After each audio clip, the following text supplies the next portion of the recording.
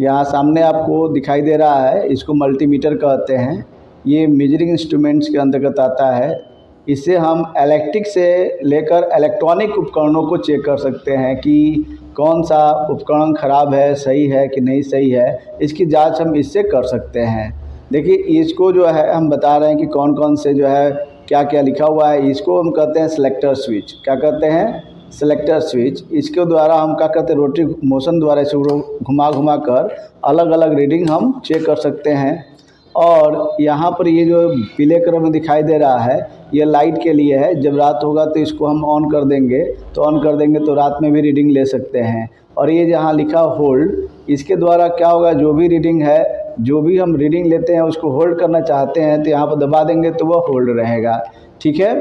अब यहाँ हम आपको बता रहे हैं, ये देखिए भी लिखा हुआ है और ये ऐसे तिरछा बनाया गया है जिग जैग।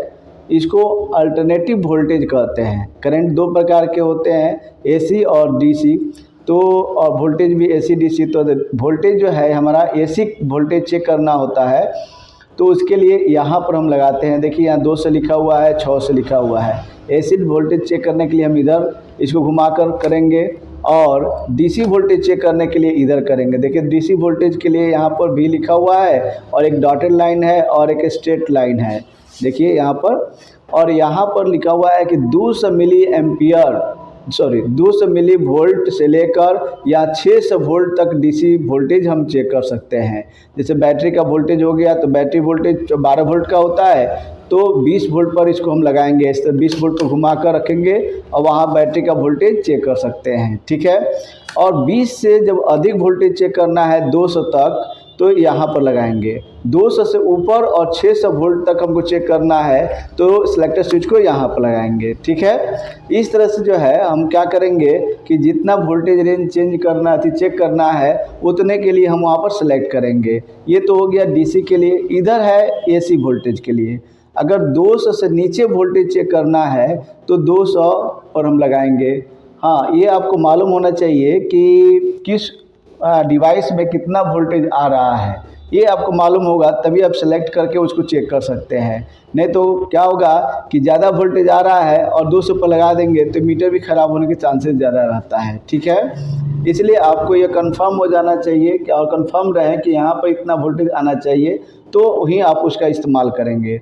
तो 200 वोल्ट से नीचे या 200 वोल्ट तक चेक करना हो तो हम इस पर लगाएंगे। अगर 200 से ऊपर और 600 वोल्ट से नीचे चेक करना है तो ये 600 पर लगाएंगे। तो यह वोल्टेज एसी के लिए और ये वोल्टेज डीसी के लिए। इधर देखिए यहाँ पर लिखा हुआ है ए, यानी कि एम्पियर। तो एम्पियर में जो है ये माइक्रो एम्पियर हो गया, मिली एम्पियर हो गया। इस तरह से जो है यहाँ पर इसका मात्रक दिया हुआ है, यहाँ तक 10 एम्पियर तक ही चेक कर सकते हैं।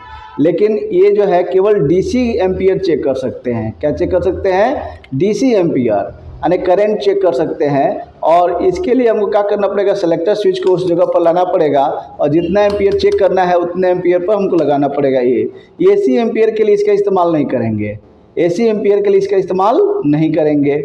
ये यहाँ पर जो है यानी कि ट्रांजिस्टर को चेक करने के लिए हम यहाँ पर प्रयोग कर सकते हैं। यहाँ जो दिया हुआ है इसको हम कहते हैं यानी कंटिन्यूटी रेंज। ठीक है। ये कंटिन्यूटी, हम वायर का कंटिन्यूटी चेक करना है उसके लिए हम इसका प्रयोग करेंगे। और यहाँ रेजिस्टेंस चेक करना है तो रेजिस्टेंस भी हम यहाँ पर चेक कर सकते हैं। यहाँ डायोड को चेक करने के लिए इस्तेमाल कर सकते हैं। डायोड तो इस पर भी चेक हो जाएगा, लेकिन डायोड यहाँ पर भी चेक हो सकता है। और रेजिस्टेंस चेक करने के लिए यहाँ पर हम लगाएंगे जो आपका देखिए किलो ओम दिया है, 20 किलो ओम, ये 200 किलो ओम। तो ये ओम जो है मात्रक है रेजिस्टेंस का, तो ये रेजिस्टेंस चेक करने के लिए हम इसका प्रयोग करेंगे। अब हम यहाँ पर जो लीड लगाएंगे वो लीड किस में लगाएंगे। यहाँ पर देखिए, यहाँ पर लिखा हुआ है कॉमन, ये कॉमन हो गया। और यहाँ पर वी ओम माने वोल्टेज, ओम माने कि रेजिस्टेंस, और मिली एम्पियर यानी एम्पियर, मिली एम्पियर जो है चेक कर सकते हैं। और डीसी एम्पियर चेक करना होगा तो यहाँ पर हम कर सकते हैं। ठीक है। ये डीसी, ये लिखा है ना 10 ADC, यानी कि यहाँ पर डीसी चेक करना है तो यहाँ पर हम लगाएंगे। तो हम क्या करते हैं कि सबसे पहले इसका ब्लैक वाला प्राड, इसको लीड को प्राड बोलते हैं। ये ब्लैक वाला जो है प्राड कॉमन पर लगाते हैं और ये जो है रेड वाला प्राड हम यहाँ लगाते हैं। ठीक है। अब इसको अगर हम किसी वायर कंटिन्यूटी चेक करना है तो यहाँ पर लगाएंगे और इसको दोनों आपस में दोनों सिरा सटाएंगे आपस में, तो ये बीप की आवाज़ करनी चाहिए। आवाज़ सुनाई दे रहा है? बीप की आवाज़ होनी चाहिए। और मान लीजिए किसी वायर कंटिन्यूटी चेक करना है, जैसे कि ये है, अब ये हमारा वायर सही है कि नहीं सही है, इसको चेक करना है।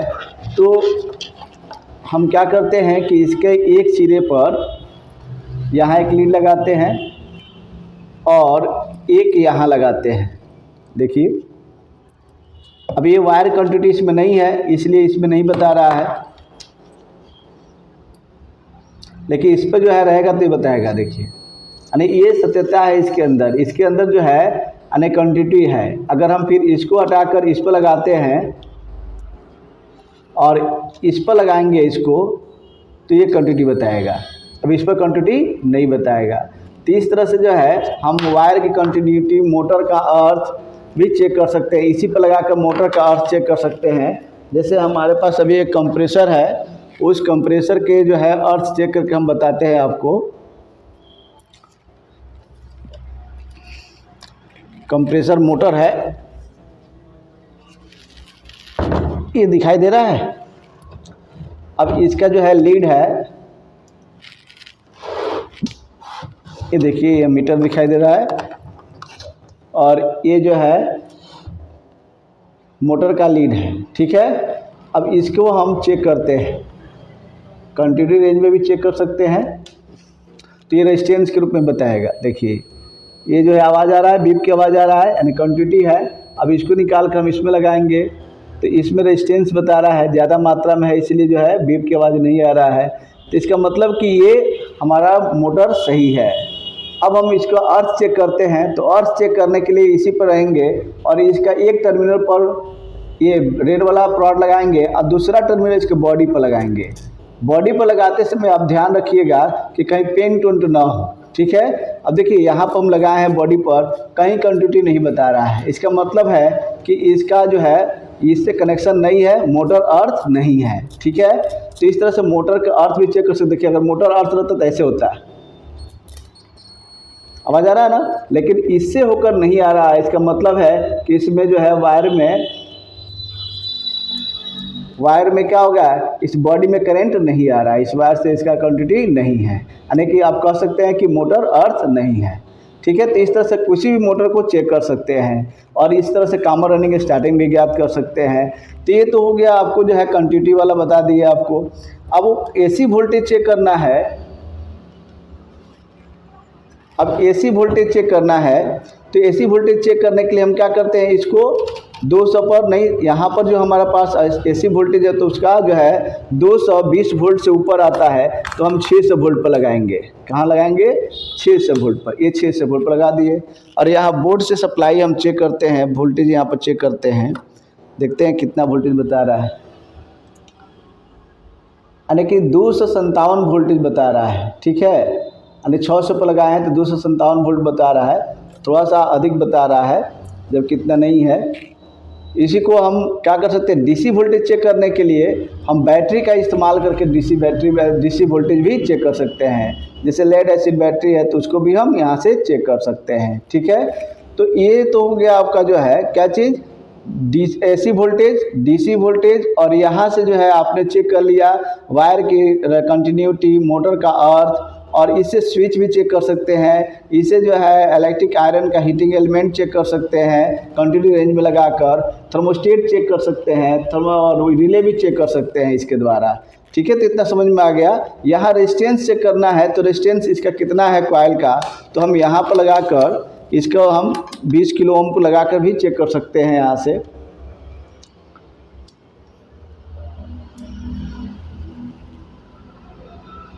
तो ये 1 बता रहा है, ये 7 किलो ओम बता रहा है। तो इस तरह से हम क्या कर सकते हैं कि यहाँ से रेजिस्टेंस भी चेक कर सकते हैं। तो ये मल्टीमीटर का तो समझ में आ गया होगा कि मल्टीमीटर से क्या कर सकते हैं, यानी इससे जो है इलेक्ट्रिक तथा इलेक्ट्रॉनिक, इसके द्वारा ट्रांजिस्टर और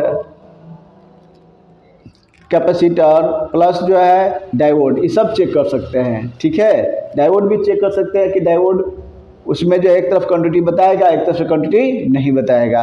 एक ये भी है, और ये जो है एक और जो है इसको क्लेम टेस्टर कहते हैं। क्या कहते हैं? Claim tester. ये सेम इसी की तरह है, लेकिन थोड़ा सा इसमें जो है ये क्लेम बन गया है, इसलिए इसको क्लेम मीटर भी बोलते हैं। और इसको हम क्या करते हैं, यहाँ दबाने से क्लेम खुल जाएगा।